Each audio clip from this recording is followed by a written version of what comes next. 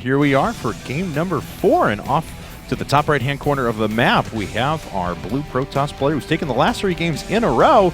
It is SlayerS Crank, and his opponent trying to bring things back now for Empire.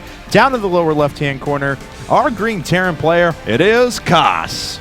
That's right, and I would be surprised if we saw another Forge expand from Crank, but you never know, we could see something similar to that.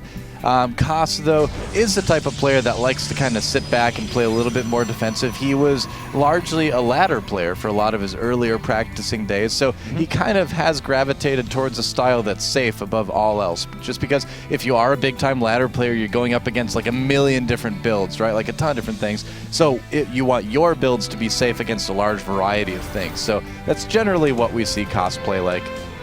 And this is kind of an interesting map choice out of him. I've seen him go after it a lot recently, so certainly indicative of his playstyle. And being a ladder player, of course, he will be a little bit more familiar with this one. It's been around for a while, even before it entered the tournament scene. Oh, yeah. So we'll see what he goes with now. It looks like he is going to wall up at the front.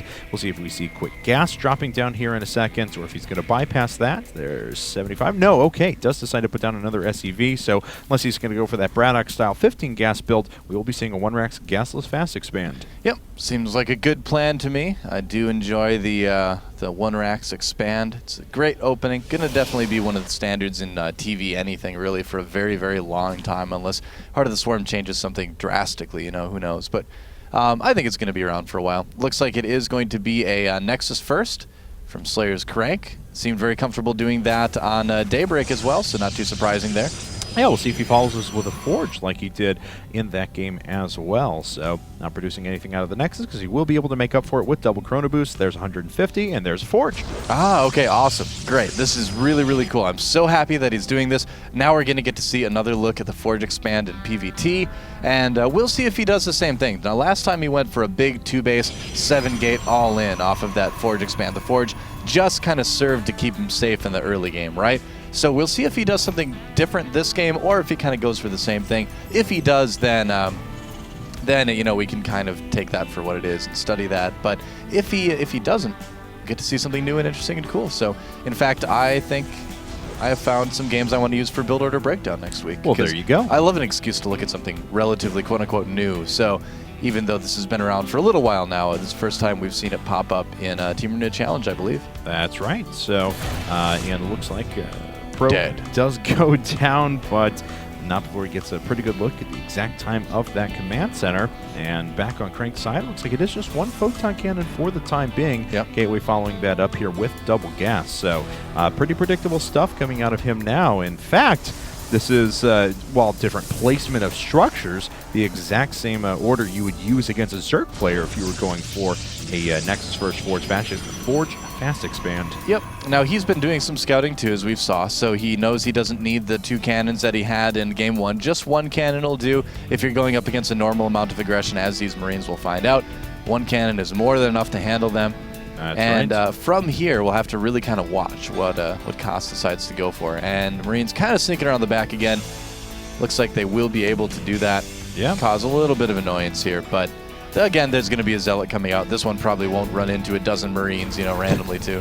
No, it won't. But it looks like Kas is finishing up a 3rd command center, going over to 3 racks now with the additional 2 refineries. Wow. So things looking pretty normal for him, for those players that decide to go for that 3-base build, which we've seen a lot more of recently. Oh yeah, well I mean he sees Crank going for that Forge expand, going for the Nexus first into Forge and all that. He's like, all right, I'm not going to be under any pressure for a long time, so that gives me plenty of time to get that 2nd command center built. That's not to say that he's planning on taking a really fast 3rd base, but just having that command center there is going to help him max out his saturation on both of his first 2 bases really, really quickly. That's and he's right. going to have extra energy, there's more meals, there's a lot of benefits of having a 3rd command center, even if you don't immediately take a 3rd base too. So yeah, Kas just basically taking advantage of the situation, and we'll see if he can make that work. He needs to win this game, otherwise his team is going to be in a really, really tough spot in this match. That's right. They'll be on the brink of elimination, Yeah. as Kas needs... Kas realistically doesn't just need to take out Crank either. He needs to take out a few players in a row if he really wants to start getting his team a little bit of comfort. So as we can see, Crank's moving out with his Stalker and Zealot at the beginning of the game. He himself is going for an additional 4 gates up to 5, and this may just be a very quick +1 armor 5-gate push, of which Kas does have 1 bunker prepared for, but otherwise it's just a handful of unupgraded Marines. This seems to be a little bit more common when we see the Forge expands in PvT, is that it does kind of center around an early gateway pressure with +1 armor. You get a lot of sentries, a lot of zealots. Suddenly the Marines are doing basically like half damage because you've got +1 armor, you've got the armor the Zealots already have, and you've got Guardian Shield on top of that. So that's quite a bit of mitigation that the Zealots get. They're going to end up being very strong. So I think we're going to mostly see Zealot Sentry in this composition. That's usually what it is. Testing the front just with that 1 Stalker Zealot for a moment. And, you know, I got to say, Kas has a pretty good defense here. So will this work or not? We'll have to wait and see. If he attacks with just that, I don't think it's going to work. No, not at all. Yeah, he's going to see that, and then he's going to probably back up right away. Well, as we can see, he's going after a 3rd base right now. So basically what he wants to do is just keep convincing Kas that he wants to keep making his way up the ramp. Right. Let Kas keep these SCVs off the line. Let them not repair anything, not mine anything, and then just follow this up with an even bigger push later on. As we can see, +1 weapons coming up now, and that next base is about 2/3 of the way done. Yep.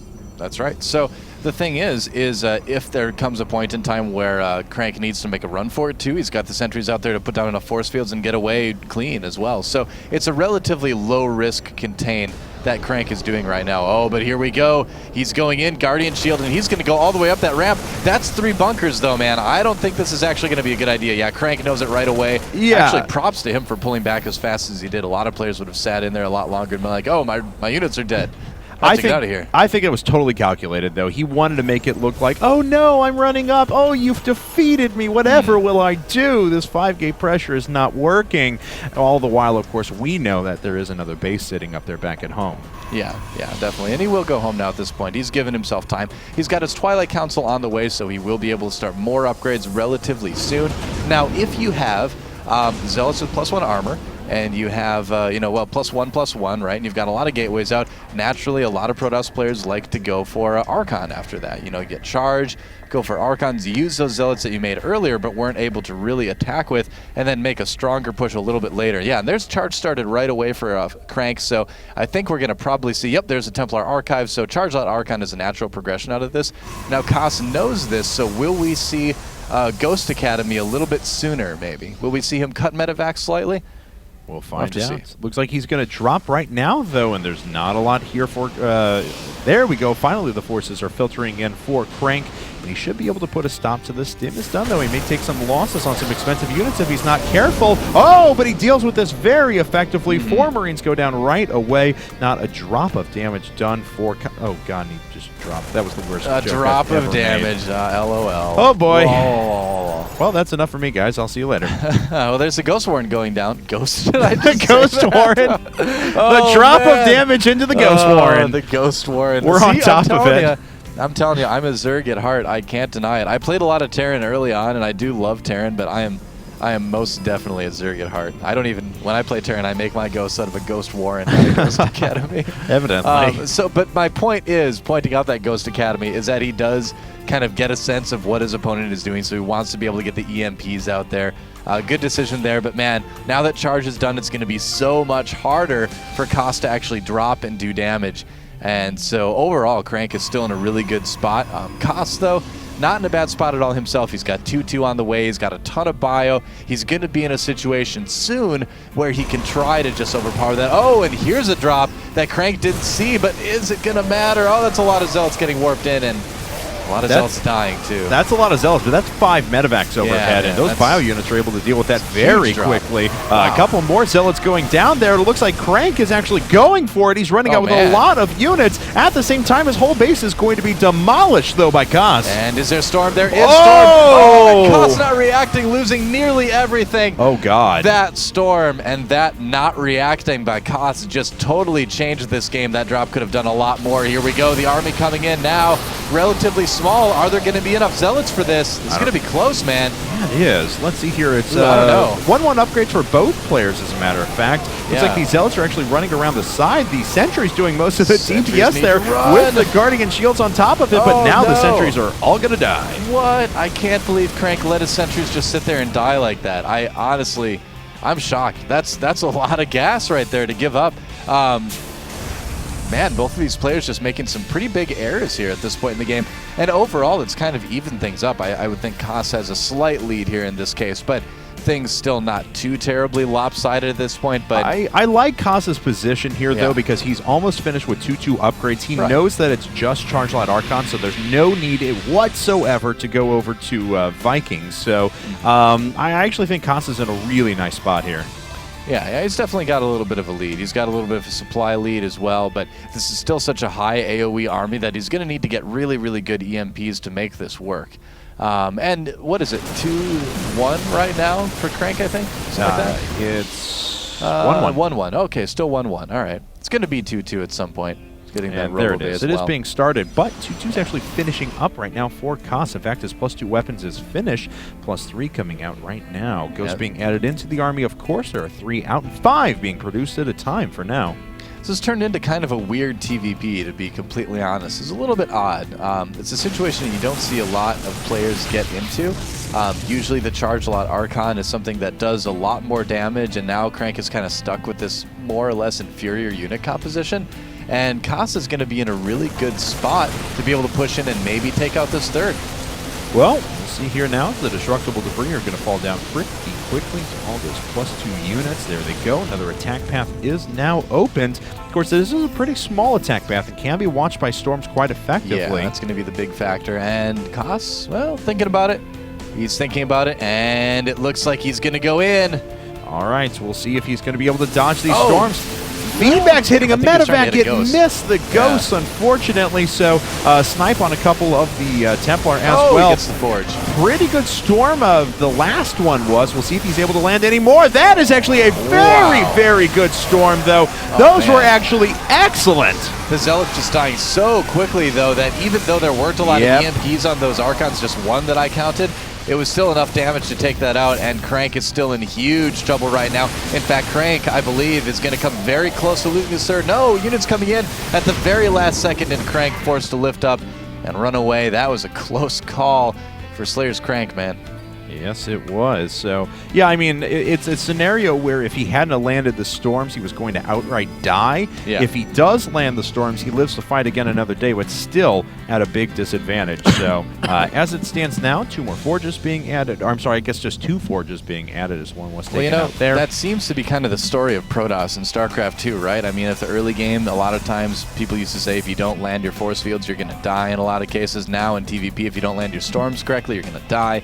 So Protoss, you know, in the late game, in a lot of matchups, really depends a lot on the spell usage of various units. So it's kind of just how it is. That's just life. That is life for a Protoss player. That's right. So not the next life, but that's just life in general. No, not the next life at all. Yeah, actually.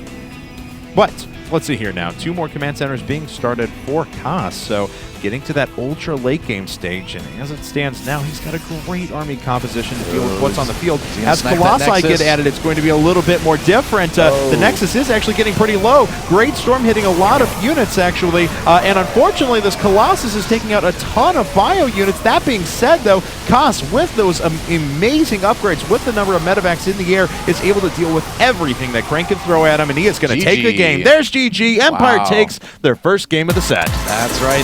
They really needed that, man. I mean, they needed to get a win. They didn't want to go down 4-0. Kas was given that to him.